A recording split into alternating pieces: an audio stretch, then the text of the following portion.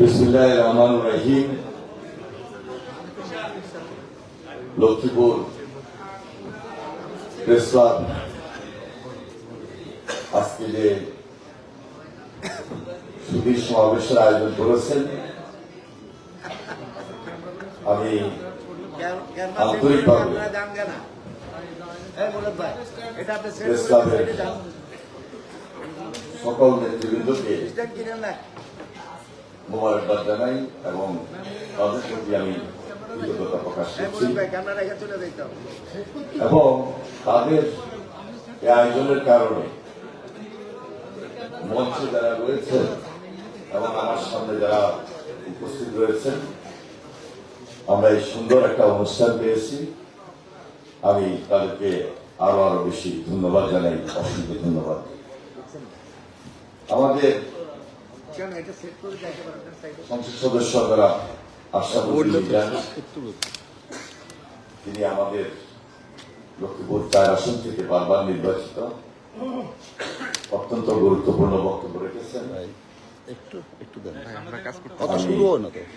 আজকে আন্তরিকভাবে ধন্যবাদ জানাই আমাদের সমাবেশে উপস্থিত হওয়ার জন্য।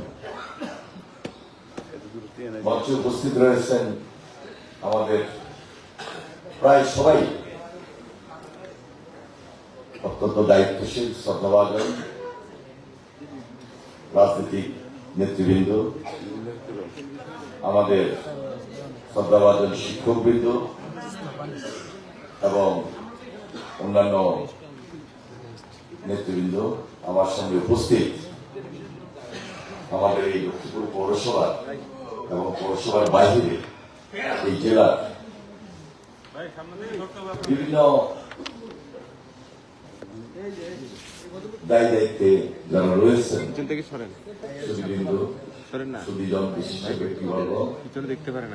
বেসরকারি নেতৃবৃন্দ, সাংবাদিক ভাইয়েরা, আপনাদের সবাইকে আমি আন্তরিকভাবে মোবারকবাদ জানাই এবং আপনাদের প্রতি আমি কৃতজ্ঞতা প্রকাশ করছি আজকে এই সমাবেশ থেকে। আজকে 21শে ফেব্রুয়ারি আন্তর্জাতিক মাতৃভাষা দিবস। এই দিনে আমি সর্বপ্রথম ভাষা শহীদদের প্রতি গভীর শ্রদ্ধা নিবেদন করছি এবং সেই সাথে সাথে বিগত আন্দোলন সংগ্রামে যারা শহীদ হয়েছেন, গুম খুনের শিকার হয়েছেন, যাদের ত্যাগের বিনিময়ে আমরা একটা গণতান্ত্রিক রাষ্ট্র পেয়েছি, আমি তাদের আত্মার মাগফিরাত কামনা করছি এবং তাদের পরিবারের প্রতিও সমবেদনা জ্ঞাপন করছি। সর্বশেষ জুলাই আন্দোলনে যারা শহীদ হয়েছেন তাদের পরিবারের পক্ষ থেকে এখানে শহীদ সাব্বিরের পিতা বক্তব্য রেখেছেন। জুলাই আন্দোলনে যারা শহীদ হয়েছেন তাদের প্রতি আমি গভীর শ্রদ্ধা নিবেদন করছি। আমাদের মঞ্চে যারা উপস্থিত বক্তব্য দিয়েছেন, প্রত্যাশার জায়গা থেকে আমাকে তাদের এই যে স্মরণ করিয়ে দেওয়া এবং আমার দায়িত্ব থেকে এই কাজগুলোকে সমন্বয় করা, এটা নতুন ভাবে আমাকে চিন্তিত করে ফেলেছে। আমি আপনাদের নির্বাচিত প্রতিনিধি ছিলাম 2001-এ এবং পরবর্তীতে 2008-এ, কিন্তু এবারের নির্বাচনের পর আমি নিজেকে এত দায়িত্বের জায়গায় আসছি এবং দায়িত্বটা কাঁধে নিয়ে চলছি এবং দায়িত্বটা সবেমাত্র শুরু করলাম, এর মধ্যে একটা ভার আমি নিজে খুব বেশি বেশি অনুভব করছি। যে ভারটা আমি বিগত দিনগুলোতে খুব স্বাভাবিক মনে করি নাই, এখন আমার কাছে এই ভারটাকে খুব কঠিন মনে হচ্ছে।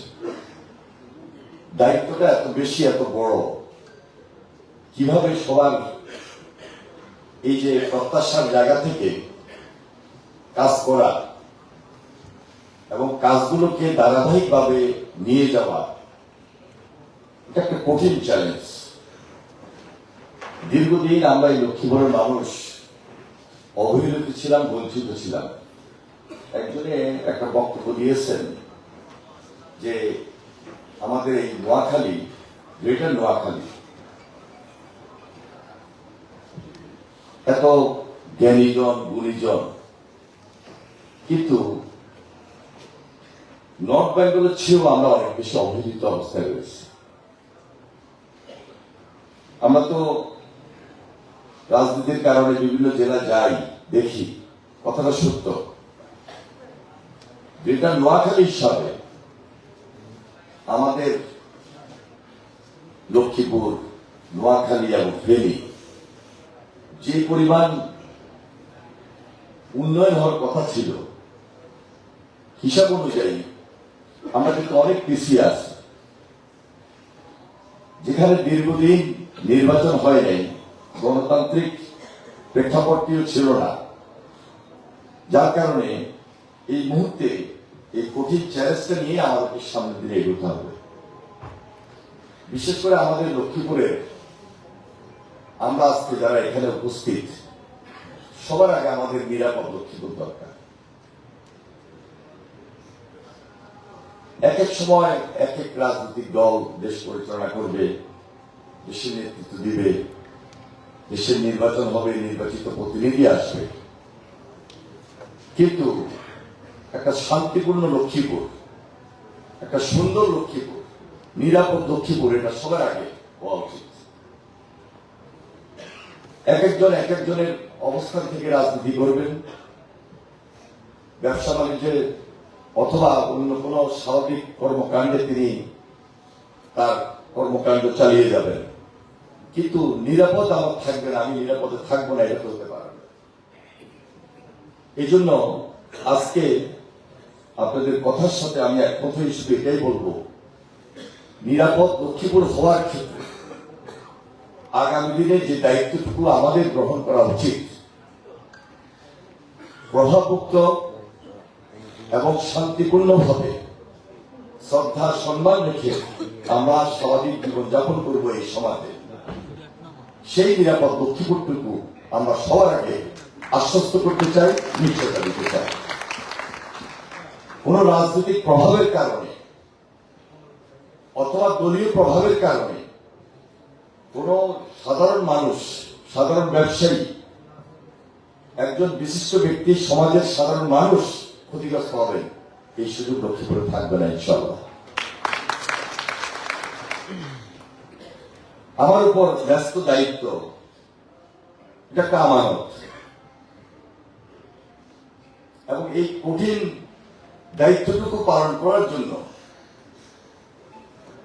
আমি নিজে কিন্তু খুব সজাগ এবং সতর্ক আছি। চেয়ে গেছিল আমাদের দেশে দুর্নীতি, আমাদের এই দুর্নীতি মুক্ত একটা পরিবেশ পরিস্থিতি, এটা একটা কঠিন চ্যালেঞ্জ। আমাদের নেতা জনাব তারেক রহমান বিএনপির চেয়ারম্যান ছিলেন, এখন তিনি দেশের প্রধানমন্ত্রী। 5 দিন হয়েছে আমরা শপথ নিয়েছি, বিএনপি সরকার দেশের রাষ্ট্রীয় ক্ষমতায়, বিরোধী দলের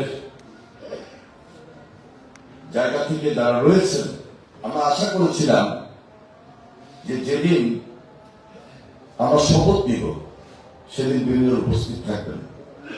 আমরা আশা করেছিলাম তারা আমাদেরকে আন্তরিকভাবে সহযোগিতা করবেন। প্রথম দিন থেকেই আমরা সেই আশা নিয়ে বসে আছি এবং সামনের দিনগুলোতেও থাকবো। আমি মনে করি যে বিরোধী দলের এখানে নেতৃবৃন্দ রয়েছেন, আমাদের এই সহযোগিতার কথাগুলো ওনারা ওনাদের কেন্দ্রীয় লেভেলে জানাবেন, যে একটা সরকার শপথ নেওয়ার মধ্য দিয়ে তাদের কর্মকাণ্ড শুরু হয়। সেদিন যদি ওনারা উপস্থিত থাকতেন তাহলে বাংলাদেশের যে গণতন্ত্রের জন্য যে ফাইট, দীর্ঘদিনের যে প্রত্যাশা, আকাঙ্ক্ষা, আন্দোলন, সংগ্রাম, তাহলে ভবিষ্যতের গণতান্ত্রিক প্রক্রিয়াটা সুন্দর হতো। হয়তো অতটুকু চিন্তা ওনারা করেন নাই, কিন্তু এখন থেকে চিন্তা করতে হবে বিরোধী দলকে। আমাদের এবিএম আশরাফুদ্দিন নিজাম খুব খোলামেলা বিরোধী দল সম্পর্কে কিছু কথা বলেছেন এবং খুব পজিটিভলি বলার চেষ্টা করেছেন। আমি সে বিষয়ে বেশি ব্যাখ্যা দিতে চাই না, বলতেও চাই না, তবে সেটি পার্লামেন্টেই বেশি আলোচনা হবে। তার আগেই জাস্ট আমাদের এই লক্ষ্মীপুর আঙ্গিকে আমি বিরোধী দলের কাছে শুধু এটাই বলবো, আপনাদের সর্বাত্মক সহযোগিতা এই জেলার প্রয়োজন। ভোটের পরিবেশ কেমন ছিল, ভোটটা কেমন হয়েছে, কতটুকু চ্যালেঞ্জ নিয়ে আমরা ভোট করেছি, যার অবস্থান থেকে এটা ছিল দৃশ্যমান। কিন্তু ভোট হওয়ার দিন থেকেই আমি যদি বলি ভোটটা ইঞ্জিনিয়ারিং হয়েছে, ম্যানেজ ইলেকশন হয়েছে, এটা আমাদের আহত করে। আমি মনে করি এই বক্তব্যটি না দিয়ে আশরাফুদ্দিন নিজাম যে বাসায় সরকারি দল বিরোধী দলের সহযোগিতার হাত বাড়িয়ে দেওয়ার কথা বলেছে, সেটা একটা দৃষ্টান্ত হতে পারে।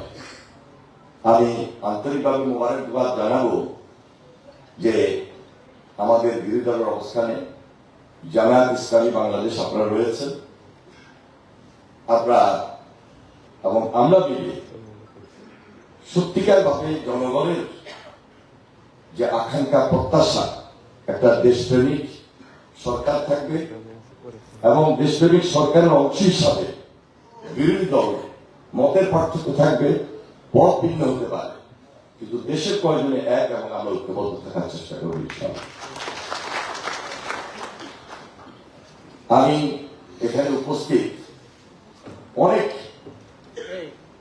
পরিচিত মুখ যারা রয়েছেন, খুব কাছের লোক, আমার জানা লোক, আমার ঘনিষ্ঠ লোক, কেউ আমার শিক্ষক, কেউ আমার বন্ধু মানুষ, কেউ আমার বড় ভাই, কেউ আমার ছোট ভাই। এই পৌরসভা এবং লক্ষ্মীপুর জেলাটা আমরা খুব কাছ থেকে একে অপরকে দেখি এবং দেখার মতো সেই সুযোগ আমার ছোটবেলা থেকে হয়েছিল। আমি এই পৌরসভার তৎকালীন এইচএস সমাজ একাডেমি, পরবর্তীতে লক্ষ্মীপুর আদর্শ সমাজ সরকারি উচ্চ বিদ্যালয়ে পড়ালেখা করেছি। এখন পর্যন্ত এই যে স্কুলের যাতায়াত থেকে শুরু করে রাজনীতির আঙ্গিনায় থাকা, আমি প্রত্যেকটা সময় কিন্তু লক্ষ্মীপুরের আনাচে কানাচে, লক্ষ্মীপুর এই পৌরসভা বা এই জেলার মধ্যেই বেশি থেকেছি। আমার ছাত্র জীবন লক্ষ্মীপুরের পর আমি কলেজ জীবন এবং বিশ্ববিদ্যালয় জীবনে ঢাকাতে পড়ালেখা করলেও এই জেলাতে এবং এই পৌরসভাতে আমার সবসময় যাতায়াত ছিল। এবং রাজনীতির কারণে লক্ষ্মীপুরের এমন কোন গ্রাম নাই, এমন কোন ইউনিয়ন নাই, এমন কোন ওয়ার্ড নাই পৌরসভা যেখানে আমি না গিয়েছি অথবা আপনাদের সঙ্গে আমার না দেখা হয়েছে। এবং আমি খুব স্বাভাবিক সরল ভাবে আপনাদের সঙ্গে মিশি এবং মিশার চেষ্টা করি। পারিবারিক কারণে কখনো নিজের মধ্যে কোনো অহংকার নিয়ে চলার চেষ্টা করি নাই এবং করি না। এটা আমার একটা রাজনৈতিক বন্ধন আপনাদের সঙ্গে এমন ভাবে আমার দীর্ঘদিন থেকে তৈরি হয়েছে, আমি আপনার কোনো কিছু বললে কোনো আবদার সহজে উপেক্ষা করতে পারি না। যার কারণে এই যে নির্বাচনী গণসংযোগে যখন যেখানে গিয়েছি, আমাদের এলাকার মুরব্বীরা, মা বোনেরা এবং ঘনিষ্ঠজনরা যখন যেটা বলেছেন, না কিন্তু আমি বলতে পারি নাই। কিন্তু আজকে এই বৃহৎ আকারে এসে দায়িত্ব পাওয়ার পর আমি ওই চিন্তায় চিন্তিত হয়েছি যে আসলে সব কাজগুলো আমার এই যে 5টা বছর এর মধ্যে আমি সমাপ্ত করতে পারবো কিনা। তবে এতটুকু আস্থা এবং বিশ্বাসের সহিত আমি আপনাদেরকে বলতে পারি ম্যাক্সিমামটা আমি দেওয়ার চেষ্টা করবো ইনশাআল্লাহ। সম্পূর্ণ সুযোগ না থাকলেও কিছু সুযোগ আমার হাতে রয়েছে। আল্লাহ হুকুম বর্ষা সেখানে যারা তারেক রহমান এই দেশের প্রধানমন্ত্রী, আমি তার সঙ্গে খুব ঘনিষ্ঠভাবে রাজনীতি করেছি এবং করি। দেশনেত্রী বেগম খালেদা জিয়ার হাত ধরেই আমার রাজনীতির উত্থান। জিয়া পরিবার, প্রেসিডেন্ট জিয়া যখন খাল খনন করেন এই লক্ষ্মীপুরে, তখন তার বক্তব্য হয়েছিলাম তার প্রতি ভক্তি শ্রদ্ধার মাধ্যমে। পরবর্তীতে এই রাজনীতিতে আমার আসা, ছাত্র রাজনীতি করেছি, ছাত্র রাজনীতি করতে গিয়ে কিছু শিখেছি। আমার চাওয়া পাওয়ার কিছু নাই, থাকতেও পারে না, কারণ আমার ছাত্র রাজনীতি পারিবারিক ভাবে পাওয়া, প্রেসিডেন্ট জিয়ার রাজনীতি আমাকে কিছু শিখিয়েছে। আর যেহেতু দেশের প্রিয় এবং খালেদা জিয়া এত সম্মান এত শ্রদ্ধার জায়গা ছিলেন এবং তিনি তার যে সততা, তার যে ন্যায় নিষ্ঠা, আমি খুব কাছ থেকে দেখেছি, শিখেছি। এবং যারা তারেক রহমান বাংলাদেশের প্রধানমন্ত্রী, তার সঙ্গে আমি সে আমার স্কুল জীবন থেকে, কলেজ জীবন থেকে এবং বিশ্ববিদ্যালয় জীবন থেকে তার খুব কাছাকাছি ছিলাম, এখন আছি। ইতিমধ্যে রাজনৈতিক অনেকগুলা প্রোগ্রাম তার সাথে করেছে। 5ই আগস্টের পর তিনি যখন দেশে আসেন, ওনার উপস্থিতিতে লক্ষ লক্ষ মানুষের অংশগ্রহণ এবং ওনার বক্তব্য আপনার লক্ষ্য করেছেন। তিনি আল্লাহ সাহায্য চেয়েছেন এবং ন্যায় পরায়ণতার আলোকে কিভাবে দেশের সেবা করবেন আপনাদের কাছে সেই দোয়া এবং সহযোগিতা কামনা করেছেন। মায়ের জন্য দোয়া চেয়েছেন। সেই অনুষ্ঠানটা আমি সরাসরি সেখানে উপস্থিত থেকে পরিচালনা করেছি এবং নির্বাচন পরবর্তীতে এই যে ক্যাবিনেট গঠন,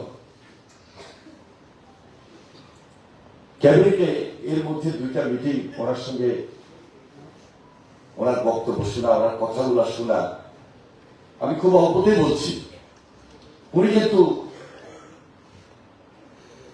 বড় একজন পাহারাদার হিসাবে, দেশের পাহারাদার হিসাবে কাজ করবেন, এটা আমার বিশ্বাস হয়েছে, মনে হয়েছে। এবং সততাকে উনি এত বেশি মূল্যায়ন করবেন বা করছেন এখন থেকে, এত অ্যাক্টিভ প্রত্যেকটা মন্ত্রণালয়ের ব্যাপারে, প্রত্যেকটা মন্ত্রীর ব্যাপারে, প্রত্যেকটা ডিপার্টমেন্টের ব্যাপারে, ডে 1 থেকে শুরু করে এখন পর্যন্ত আমি দেখতেছি যে তার তীক্ষ্ণ বুদ্ধি, চিন্তাধারা এবং লক্ষ্যে পৌঁছানোর জন্য কিভাবে 180 দিনের দ্রুত সময়ের মধ্যে কাজগুলো করা, যেটা নির্বাচনী কমিটমেন্ট ছিল, কিভাবে ফ্যামিলি কার্ড নিয়ে আসা, কিভাবে বৃক্ষরোপণ কর্মসূচি তিনি যেটা বলেছিলেন 25 কোটি গাছ তিনি 5 বছরের সারা বাংলাদেশে লাগানোর ব্যবস্থা করবেন, উদ্যোগ নিলেন। তিনি বলেছিলেন যে 20,000 খাল খনন কর্মসূচি, 20,000 কিলোমিটার তিনি আগামী 5 বছর কিভাবে করবেন। এই কথাগুলো উনি ইতিমধ্যে আমাদেরকে স্মরণ করিয়ে দিয়েছেন। প্রত্যেকটা ডিপার্টমেন্ট কাজ শুরু করেছে এবং আমরা যারা দায়িত্বশীল, আমরা আমাদের অবস্থান থেকে খুব অ্যাক্টিভ হয়ে আছি এবং সততার সহিত দুর্নীতিমুক্ত থেকে, চ্যালেঞ্জ নিয়ে, দায়িত্বশীল অবস্থান থেকে, আর আমার এই লক্ষ্যে করে আইন শৃঙ্খলার উন্নতি যেন সবসময় থাকে, আইন শৃঙ্খলার যেন খুব কঠোর থাকে, নিরাপদ লক্ষ্মীপুর যেন থাকে এবং এই লক্ষ্মীপুরে শতভাগ দুর্নীতিমুক্ত প্রশাসন যেন থাকে, শতভাগ আমরা যেন সবাই থাকি, সেই দিকটাই আমাদের সবচেয়ে বড় নজর। আমাদের প্রধানমন্ত্রী তিনি পার্সোনালি খুবই জানা লোক এবং এমন কথা, এমন দায়িত্বশীল অবস্থান থেকে কথাগুলোকে তুলে ধরেন, দ্য পয়েন্ট, সেগুলো আমাদের শিক্ষণীয় অনেক কিছু আছে। আমি সে অবস্থান থেকে বলছি, আপনাদের কাছে ছিলাম, মন্ত্রী হওয়ার কারণে আমাকে আপনারা দূরে ঠেলে দেবেন না। আমি চেষ্টা করবো আপনাদের কাছে থাকার জন্য, আর আপনারা চেষ্টা করবেন আমাকে কাছে ধরে রাখার জন্য। আমি এই আহ্বানটুকু প্রায় করি। গত 3-4 দিন আমি লক্ষ্মীপুরে, 2-3 দিন আমি লক্ষ্মীপুরে অনেকগুলো প্রোগ্রাম করেছি, গ্রামে গিয়েছি, গণসংযোগে আবার নেমেছি এবং আগামী 5 বছরে এই বিরোধী দলের সঙ্গে কিভাবে রাজনীতিটা করব সেই হিসাব থেকেই কাজ করছি এবং মানুষের পাশে পৌঁছানোর জন্য, মানুষের পাশে থাকার জন্য এবং লক্ষ্মীপুরের উন্নয়নের জন্য, শতভাগ উন্নয়ন আপনাদেরকে দেওয়ার জন্য সেই কাজগুলো আমি করবো ইনশাআল্লাহ। আমি বেশি কথা বলবো না, কথা অনেক কিছু বলতে গিয়ে হয়তো কিছু কথা থেকে যায়, আবার অনেক কথা বেশিও বলে ফেলি। কোনো কথার মধ্যে যদি ভুল থাকে আপনারা সেটাকে ক্ষমা সুন্দর দৃষ্টিতে দেখবেন। তবে আমি আপনাদের পরামর্শ চাই, আপনারা আমাকে পরামর্শ দিবেন, শুধু লক্ষ্মীপুরের জন্য না। আমি এমন একটা গুরুত্বপূর্ণ দায়িত্ব কাঁধে নিয়েছি এবং সেই কাজটা হলো পানি সম্পদ মন্ত্রণালয়ের। এই মন্ত্রণালয়ের সবচেয়ে বেশি বাঙাল এলাকা হলো আমাদের রামগতিতে, আমাদের আশরাফুদ্দিন নিজাম সাহেবের এলাকা, আমার লক্ষ্মীপুর সদরও আছে, আমাদের রায়পুরও আছে। সুতরাং আমাদের লক্ষ্মীপুর এবং দেশের জন্য আগামী দিনে কিছু করা এই মন্ত্রণালয়ের মাধ্যমে আপনাদের সঠিক পরামর্শ আমি মনে করি আমাকে আরো বেশি অ্যাক্টিভ রাখবে, আরো বেশি আমি দেশ এবং জাতির জন্য কিছু দিতে পারবো। আগে বলেছি আমার চাওয়া পাওয়ার কিছু নাই। আমি আপনাদের এত অত্যাচার নির্যাতনের মধ্যে দিয়ে বড় হয়েছি, হয়তো আমার মৃত্যু হতে পারত, আমার শরীরে অনেকগুলো আঘাতের চিহ্ন আছে, আমি বারবার জেল খেটেছি। আজকে আল্লাহ তাআলা আমাকে যে সম্মান দিয়েছে, আমি যেন সারাটা জীবন এই সম্মানটা রেখে যেতে পারি, ধরে রাখতে পারি, এটাই আমার চাওয়া। কোন চাওয়া কেউ আমাকে প্রলোভন দেখিয়ে কোন দুর্নীতির আশ্রয় নিবে এই সুযোগ আমার মধ্যে থাকবে না, আর আমি কাউকে দিব না। এটা আমার প্রতিশ্রুতি, এটা আমার অঙ্গীকার, এটা আমার ফ্যামিলি থেকে আমি পেয়েছি, এটা আমার ছাত্র রাজনীতি থেকে পেয়েছি। এটা আমি বিশেষ করে বলবো আমার প্রাণপ্রিয় নেত্রী দেশনেত্রী বেগম খালেদা জিয়ার পাশে থেকে কাজ করার সুবাদে পেয়েছি। আমি শহীদ রাষ্ট্রপতি জিয়া রহমানের প্রতি গভীর শ্রদ্ধা নিবেদন করছি।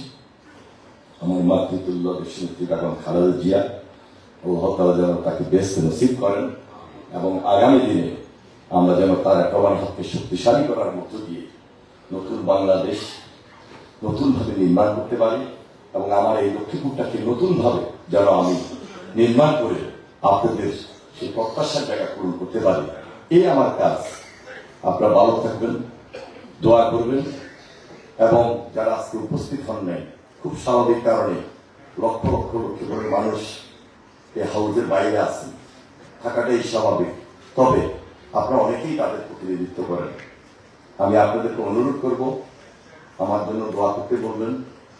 আমি সবাই দোয়া চাই, আমার সালাম দিবেন। আসসালামু আলাইকুম ওয়া রাহমাতুল্লাহি ওয়া বারাকাতুহু। আসসালামু আলাইকুম ওয়া রাহমাতুল্লাহি ওয়া বারাকাতুহু। বাংলাদেশ।